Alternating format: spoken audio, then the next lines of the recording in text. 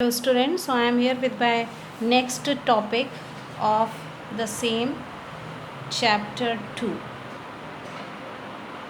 We are doing chapter 2, chemical changes and chemical reactions. So I am going to start the third type of chemical reaction, which is known as displacement reaction. I know you have gone through this term in class 8 also, and it is very easy to understand. Displacement, as the name indicates, when a more reactive element displaces a less reactive element from its salt solution, the type of reaction is known as displacement reaction.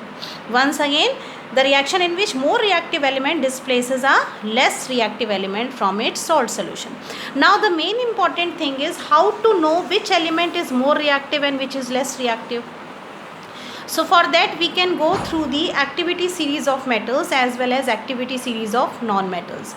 So you can say that displacement can take place between metal as well as between the non-metals. So the type of reaction here, AB is a compound, and if C is more reactive than B, then definitely C will displace B from here and form AC, and B is out of the solution or out of the reaction. So this is the type of reaction known as displacement.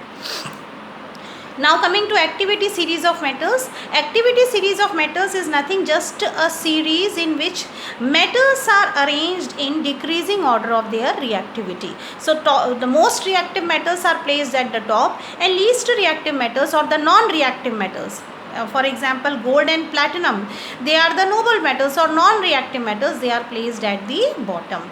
So this downward arrow shows that reactivity is decreasing on moving down. So if you consider this activity series, the element which is placed on the top position of the activity series can replace the metal which is placed at the lower position. For example, you can compare the position of two metals, sodium and zinc. In the activity series, you can clearly see that zinc is below sodium. If an element is below the other element, then that element or zinc is said to be less reactive than sodium. So if sodium is added to zinc salt, solution of zinc salt, then definitely sodium can displace zinc from its salt solution. But if you want to do the reverse process, if you are adding zinc to sodium solutions, if the salt is of sodium and you are adding zinc to it, then as zinc is below sodium, it will be less reactive than sodium, so such reaction will not take place. Be very careful in completing the displacement reaction, because every time you can't simply write the product on the other side. You should check whether that displacement takes place or not. So you should know the position of that metal in the series. If that metal is above in the series, then displacement will take place, and if the metal which is added is below in the series, then displacement will not take place. Then the same type of series of non-metals is also given here, only we have taken halogens as a non-metal. So fluorine, chlorine, bromine, iodine, this is the decreasing order of the non-metals. Fluorine being most reactive is on the top, iodine being least reactive is at the bottom. So if the solution is of iodine and a more reactive element chlorine or fluorine is added, then displacement will take place. But if the salt solution is of fluorine and a less reactive element like bromine and iodine are added, then displacement will not take place. So in order to get the concept more clearly, we can do some examples.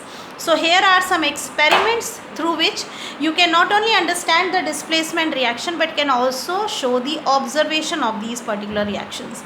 So copper sulfate, many times we have discussed this compound. It is blue in solution. Copper sulfate salt, when it is dissolved in water, it appears blue in color. So zinc, which is another metal, is added to the solution of copper sulfate.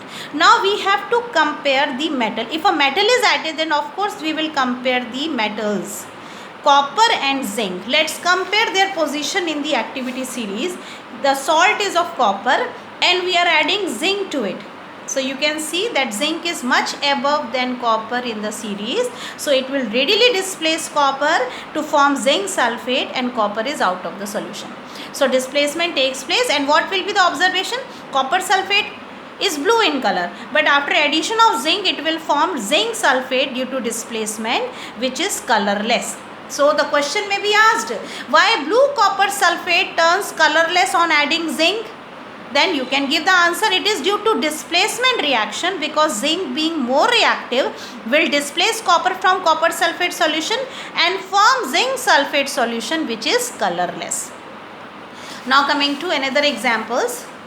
So we have magnesium and sulfuric acid. When you add magnesium over sulfuric acid H2SO4, now we have to compare magnesium and hydrogen only, because hydrogen is also electropositive element. So you can again compare the position of hydrogen and magnesium here in the series.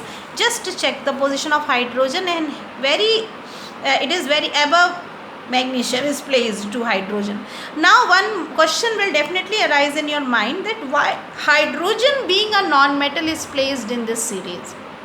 Always remember, hydrogen is not a metal, it is a non-metal.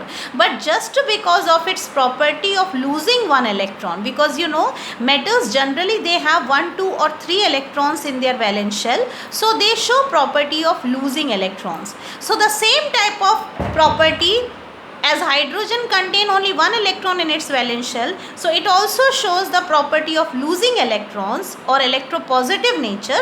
That's why hydrogen is also placed in between the activity series of metals. So you can easily compare the reactivity. Hydrogen is below magnesium, so hydrogen is less reactive than magnesium, so magnesium can easily displace hydrogen from its sulfuric acid solution to form magnesium sulfate, and hydrogen gas will bubble out. So what will be the observation for this reaction?